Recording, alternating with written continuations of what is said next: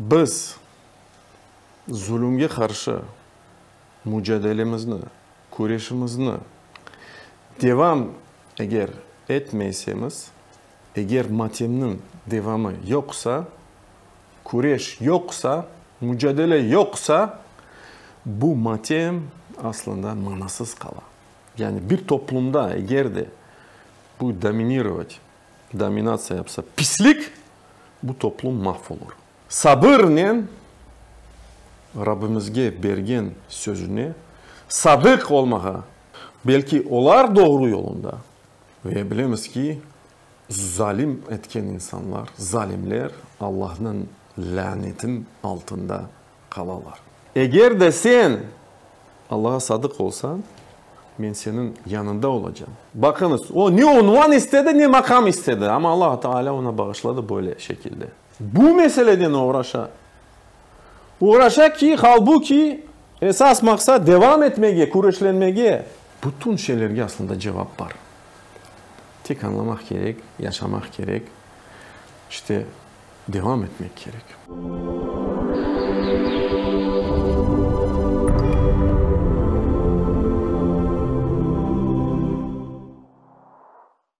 Saygılı vatandaşlar, dindaşlar. Münafık dünya zulüm içinde batıp kaldı. Bu aslında ahir gününün işaretleridir, alametleridir. Her bir tarafta. Vatanımızdan başlap, Kırım'dan başlap, ana yurdumuzdan başlap, sonra ise hayda Müslümanlar varsa orada zulüm görüyoruz. İlk evvela elbette ki Filistin, El-Mescidul Aksa, Şam, Birma, Irak olsun, Afrika olsun. Onun için bugün bu mübarek günde dua etem ki ya Rabbim bizni zalimlerden kurtar. Ya Rabbim El-Mescidul Aksa azat olsun ya Rabbim. Bu mevzu zulüm, adaletsizlik el-ahire gayet aktüel bir mevzudur. Her daim. Ve hususan Kırım Tatar halkı için. Ne için? Çünkü matem konumuz da geçti. Çünkü biz zulümge karşı mücadelemizni, kureshimizni devam eğer etmeysemiz, bu matem zulüm altında kalan insanlar, ölgen, hartana, hartbaba, evlatlar, ecdadlar manasız kala, ibretsiz kala. Yani ben ne demek isteyeyim? Eğer matemnin devamı yoksa, kuresh yoksa, mücadele yoksa, bu matem aslında manasız kala. Böyle olmamalı. Eğer bir Kırım Tatarı için, eğer bir Müslüman için böyle olmamalı. Nasıl olsun ki biz her gün Müslüman olarak, mümin olarak sabahlayın, dua etemiz Rabbimizge. Aytamız ki kim bilmeyi öğrensin. Bu Peygamberimiz Muhammed sallallahu aleyhi ve sellem duasıdır. وَأَنَا عَلَى عَهْدِكَ وَوَعْدِكَ مَا اسْتَطَعْتُ. Ey Rabbim, ben sana verilgen sözüne vefalı, sadık kalacağım. Ne kadar takatım varsa, ne kadar gücüm varsa, son nefesime kadar, yani demek ki damarlarımda son damla kalganı kadar sana verilgen ahd, sözleşme, çeşitli türlü tercümeler var bu sözüne, sadık kalacağım. Bu söz nedir aslında? Neden ibarettir? Ey Rabbim, ben senin için bu dünyaya geldim. Senin için, senin rızası için bu dünyada yaşayacağım. Senin rızası için, senin sevginin için bu dünyanı terk edeceğim. Ve eğer öyle olsa, eğer de biz matem facia, halkımızın görgen bu facia manasını görmeye istesek, eğer de biz kureyşimizle devam etsek, eğer de biz Müslüman olarak Rabbimizge bergen sözge, el-ahd, sadık kalsak, biz mutlaka düşmanlarımızı yenerik. Kesin kes kazanırık. Çünkü Allahu Teala adalet kurmaya emir etti. Emir etti ve karşısında kendine bakınız zulümünü yasaklayın. İnna Allaha ya'muru bil adl. Şüphesiz ki Allah adaletli olmaya emir etti. Vel ihsan, iyilik yapmaya, yaxşılık yapmaya. Ve ita'i zil kurba ve ilahire ayet sonuna kadar. Ve meraklı olan nokta Allah Subhanahu Teala zulümünü, adaletsizlikini yani tek insanlara yasaklamadı. Özünü bile yasakladı. Bu meraklı bir nokta aslında. Allahu Teala yaratıcı, Allahu Teala tek mabut olan Allahu Teala özüne zulüm yasakladı. Ayette ki ya ibadi Kutsi hadisinde ey kullarım inni harramtu zulma ala nefsi men özüme zulümünü, adaletsizliğini yasakladım. Ve cealtuhu beynekum muharrama ve sizin aranızda zulümünü yasakladım. Ve Allah Subhanahu o hakkında ayta ve la yadlimu rabbuka ahada. Rabbiniz hiçbir zaman kimseye zulüm yapmaz. Bu ne demek yani? Ben neye işaret etmeye, neye ima etmeye istedim ki? Ben aytmaya istedim ki eğer de Allahu Teala özünü zulümünü yasaklay ve eğer de biz matem faciasının devamını görmeye isteyiz. Biz ilk evvela öz aramızda bu zulümünü söküp almak gerekmez. Çünkü bu zulümünü biz sökmesemiz galebeye erişmeyeceğimiz. Yani zalimlerini yok etmek için, düşmanlarımızı yok etmek için içerimizden zulümünü yok etmek gerek. Çünkü zulüm, içerimizdeki olan zulüm, erdain helak olmasına bir sebep ola. Ve Allahu Teala bu hususta o kitabında ayet ki وَلَقَدْ أَهْلَكْنَا الْقُرُونَ مِنْ قَبْلِكُمْ لَمَّا ظَلَمُوا. Biz sizden evveldeki olan bütün milletlerini, halklarını içlerinde zulüm olganı için helak ettik.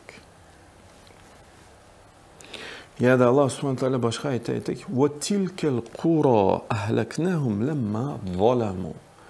Ve o köylerini, o şeylerini onlar zulüm etkende yani adaletsizlik onların içerisinde olganında biz onlarını mahvettik, helak ettik. Allah Subhanahu Teala ayette. Ve bu hususta nice ayetler var. Ben tek 2 ayet getirdim. Ve mühim olan nokta şu ki yani bazı insanlar aytarlar mesela ya elhamdülillah halkımız Müslüman, elhamdülillah halkımız böyle, elhamdülillah bilmem öyle şöyle. Mühim olan nokta hatta halkımızın içerisinde salih olan insanlar, müminler olsa, Müslüman olsa bile gene de bu mania olmaz. Bu sebeplerge, bu neticege. Ve bu hususta meraklı bir hadise var. Bir gün Peygamberimiz sallallahu aleyhi ve sellem tuş kere. Biliyoruz ki Peygamberimiz tüşü nemi? Rüyası son. Bu hakikattir. Vahidir, откровение. Ve ayta ki وَيْلُ لِلْعَرَبْ مِنْ شَرٍ قَدْ اِقْتَرَبْ. Araplar facia altında. Ne için? Çünkü şer yaklaştı onların için. فُتِحَ الْيَوْمَ مِنْ رَدْمِ يَأْجُوجَ وَمَأْجُوجَ. Biliyoruz ki ahir zamanda Ya'cuc Ma'cuc toplumlar çıkacak. Bu da büyük işaretlerden birisi. Mifle hâda ve iki parmaktan gösteriyor. Onlar duvar altında kalalar. Onlar şimdi de varlar ama çıkacaklar ahir zamanda. Ve Peygamberimiz görüyor ki onlar o duvarını teştiler, teşik yaptılar, tamam. Onlar çıksa artık ahir apokalipsis будет. Demek ki mümkün, уже все, великие события начались. Ve gösteriyor. Sonra Hazreti Zeynep radıyallahu anha ondan sonra dedi ki ya Resulallah, ey Resulallah, anahluku ve fina salihun. Biz de mi helak olacağız? Bizim aramızda salih olan insanlar olsa bile. Peygamberimiz ayta ki Naam, izâ kesural hubus. Evet, biz de helak oluruz eğer de bizim aramızda pislik çok olsa. Yani bir toplumda eğer de bu dominasyon yapsa pislik, bu toplum mahvolur. Yok olur, gider. Bunun manası öyledir. Ve işte o anda bizge Kenne'de ne kalacak? Sabır etip Kenne'de kurişke devam etmeye kalacak. Tek bu kalacak. Sabırla Rabbimizge bergen sözüne sadık olmaya kalacak. Nasıl bunu yaptı? Meraklı bir örnek. Firavun. Onun kızısı var. Onun kızısında bir hizmetçisi var. Bir apay. O apay Faraon kızısına saçını böyle taraklar. Tamam mı? Ve ayta ki senin Rabbin.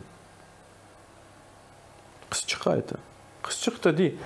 Babamı kastettin. Çünkü biliyoruz ki Faraon iddia etti. Dedi ki ben Allah'ım dedi. Yok dedi. Senin babanın Rabbini kastettim. Senin Rabbini kastettim. Allah'ını kastettim. Kızcık da ona korkusuna ayta ki ben babama aytacağım. Yani babama şikayetçi olacağım. Şikayet edeceğim. O apay ayta ki istesen aytmağa ait. O kiti ayta. Faraon da bunu idam etmeye istiyor. Kaznit. Hem de nasıl? Onu kızartmağa bir çuvanda böyle. Katle. Allah yağını kızdıra di. Ya da vazgeçeceksin bu sözden ya da ben şimdi anda taşlayacağım seni ve senin evlatlarını. Bu İbn Abbas'tan gelgen rivayet. Ve öleceksin. İşte o apay Rabbine bergen sözüne sadık kalan. De ki istese ne yapsan yap. Ama balasını görgen son biraz yüreği acı çünkü ana. İşte o anda balası laf etmeye başlıyor. De ki ana vazgeçme. Ve İbn Abbas ayta ki 4 бала в колыбели заговорили, младенцами заговорили 4 ребенка. İşte İsa aleyhisselam peygamber, Cüreyç hikayesi başka anda, Şahidu Yusuf'ke olgan şahit bala ve Uvabnu Maşita ve bu bala işte. Bu apayın balası. Zulümlü İslam yasaklay. Eğer bir hangi şekilde hatta gayrimüslimlerine. Bu da mühim nokta. Çünkü mazlumnun duası kim olsa olsun bu mühim bir nokta. kim olsa olsun Allah-u Teala'nın karşısında perdesi yok. Bunu Peygamberimiz Muhammed sallallahu aleyhi ve sellem aytdı. İtteku da'vetul mazlum. Mazlum olan insanın duasından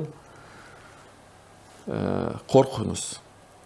Bu inkâne kafiran, eğer de yavur bile bilse, kafir olsa bile فَاِنَّهُ لَيْسَ دُونَهَا حِجَابٍ. Çünkü ona perde, onun karşısında perde olmaz.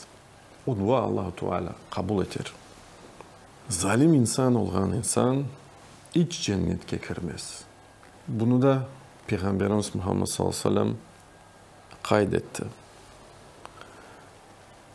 Hiç kırıp cennetke olamaz. Hatta yüreği temizlenecek, yapkan kötü amellerin karşılığını, cezasını görecek.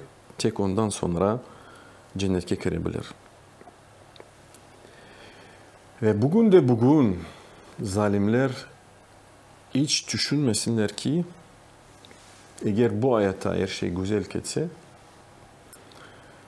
onlara bir şey olmayacağına, kim olsa olsun, bir tiran olsa, yani zalim bir kişi olsun, makamlı unvanlı bilmem, bir toplum olsa, bir devlet bile olsa, kimse öyle düşünmesin.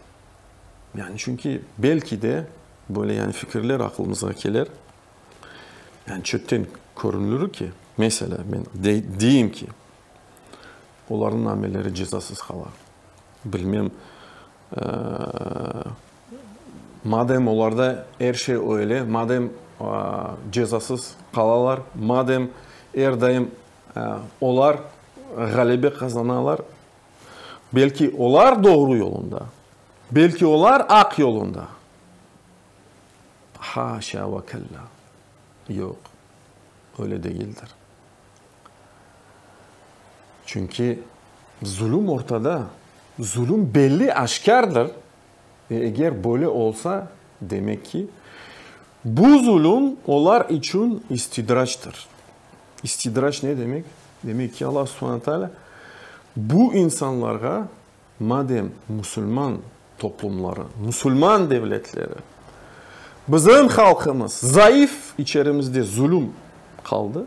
Madem öyle, onlar için zulüm istidraçtır. Allah-u Teala bir muhlet ve onlardan kötü şeyler yapsınlar. Dan beter olsunlar ki gelgen anında Allah subhanahu teala onlarını cezalandırsın. Ve umli lahum. Ben onlara muhlet vereyim. İnne keydi azim. Benim hilem Allah subhanahu o yakındaydı. Büyüktür. Azimdir. Ve bilemiz ki zalim etken insanlar, zalimler Allah'ın lanetin altında kalarlar. Çünkü Allah subhanahu teala bunu ozu kaydetti. Ve la'netullahi ala zalimin. Zalimler üstünde lanet olsun. Eğer de biz matemimiz için kureş etmek istesek, matem konumuzu manası olganına istesek, biz anlamak gerekmez ki zulüm aramızda olsa, içerimizde olsa her daim mani olur muvaffakiyetlerge.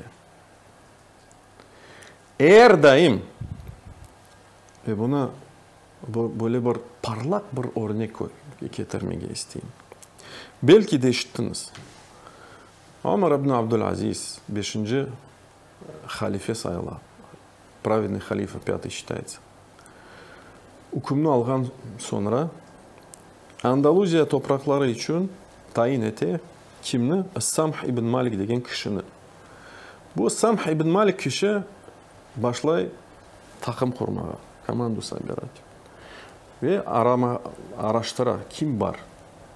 Altın devirden kalgan insanlar kim var? То есть кто остался из числа табиунов? Табиуны третье поколение. Birinci, ikinci, üçüncü devir altın devir sayılır İslam. ümmetinde. Первые три поколения считаются праведные предшественники. Onlardan örnek alınır.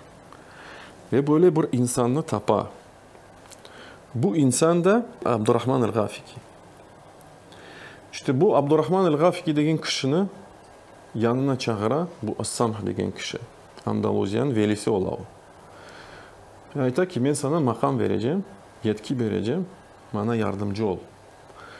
Bu kişi de ayta, ey veli, ey emirim, bana ne makam gerek ne unvan gerek. Eğer de sen Allah'a sadık olsan, ben senin yanında olacağım. Budu slovna tvoya tень.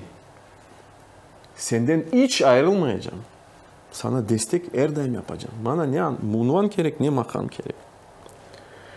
İşte böyle takım kurup bu kişi Samh bin Malik ne yapar? Topraklarını fethetmek için devam etti. Kureyş'ini devam etti. Bir hayal, Müslüman ümmeti her daim hayalle yaşaydılar. Onların hayalı o anda neydi? Konstantinopol'u açmak. Ne için? Çünkü Peygamberimiz vaat etti Müslüman ümmetine. Konstantinopol, ne güzel ki bu emir bu şehrini açan, Konstantinopol'un şehrini açan emir. Ne güzel ki bu ordu, böyle bir hadis var. Ve bütün Müslüman ümmeti bu hayalden yaşaydılar. Onlar düşündüler ki, madem o taraftan, yani Anadolu'da taraftan geçmeye imkan yok, ne için biz toxtayıq bu taraftan geçeyim? Düşününüz ki, Avrupa'nın geçip, Balkanlara geçip, Konstantinopol'e geçmeye. Böyle bir hayalden yaşaydı insan ya. Avrupa'ya gitti. Bir şehrini ala, Toulouse'a kire, Toulouse'da savaşlanalar. Ama Allahu Teala, işte bunda mühim nokta, galibi bağışlamayın. Şey düşe bu. As-Samh bin Malik. Bir ok kele onu vura. Bütün ordu dalıp kala. Çünkü lider yok. İşte bu arada Allah Subhanahu Teala bu kişiye devir veriyor. Kimge? Abdurrahman el-Gafiki'ye. Который был tabi onu. O toplay adamlarını, insanlarını ordunu kurtara, kayta, çekile ve başlay analiz yapmaya. Ne için öyle oldu? Ne için olmadı? Andan, Şam'dan, çünkü halifatın merkezi Şam'ydı o zamanlarda, tayin ettiler. Bütün Andaluzya için veli olarak. Bakınız, o ne unvan istedi ne makam istedi. Ama Allah Teala ona bağışladı böyle şekilde. O başlayıp düşünmeye, ne için biz galibi kazanmadık? Ne için böyle oldu? Ve ne neticeye gelir? Birinci netice, soruşturay adamlarını, insanları toplay. Zulüm etkenleri için. Çünkü Müslüman toplumda o bir neticeye gelir, zulüm var. Ve başlay ilan veriyor. Если у кого-то есть притязания какие-то, обвинения, претензии, неважно какие, пусть обращаются. Всеобщее объявление. То есть с кем поступили несправедливо, пусть придет и обращается. Bu meseleden uğraşa ki halbuki esas maksat devam etmeye, kuruşlanmaya. Ama bu meseleden başlayın. İç meseleden başlayın. Çünkü saflar temiz olmasa galebe olmayacak. Matem manasız kalacak. İşte bunu bitirip temizlep bu meselelerini temizlep o devam etti. Kureşki devam etti. Böyle bir meraklı bir hadise. Eğer isteseniz onu okuyabiliriz. Çünkü bu örnek uzundur. Cuma gününde böyle bir an var ki Allah-u Teala yapan dualarımızı her daim mutlaka kabul etti. Yani umut etem ki biz bu anı idrak edeceğimiz ve Allah-u Teala yapan dualarını kabul edecek. Fastagfirullah li ve lekum. Muhakkak ki bütün hamd ve senalar Allah'a layıktır. Tek ondan biz yardım isteyik. Tek ona yalvaramız. Tek ondan yardım isteyik. Tek ona dua edip mağfiret isteyemiz. Kimni Allah subhanahu teala doğru yoluyla alıp barsa artık o insan hiç o doğru yoldan şaşırmaz. Kimni Allah subhanahu teala zelaletke düşürse kimse artık onu doğru yola çevirmez. Ve ben şartlık getireyim ki Allah'tan gayrı ilah yoktur ve ben şartlık getireyim ki Peygamber Muhammed sallallahu aleyhi ve sellem onun Resuludur ve kuludur. Sonra ise zulümün üç çeşidi var.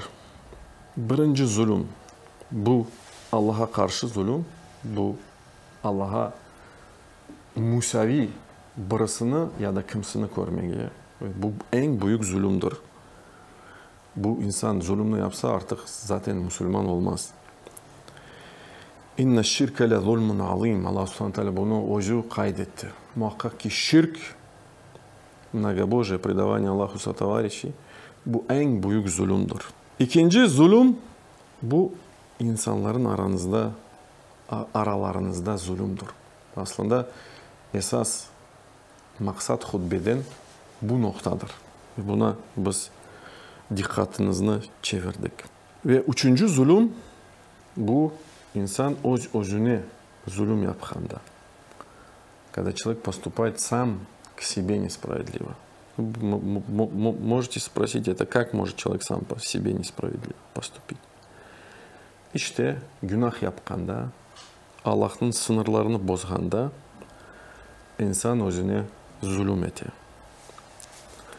Bütün insanlar özlerine zulüm etti.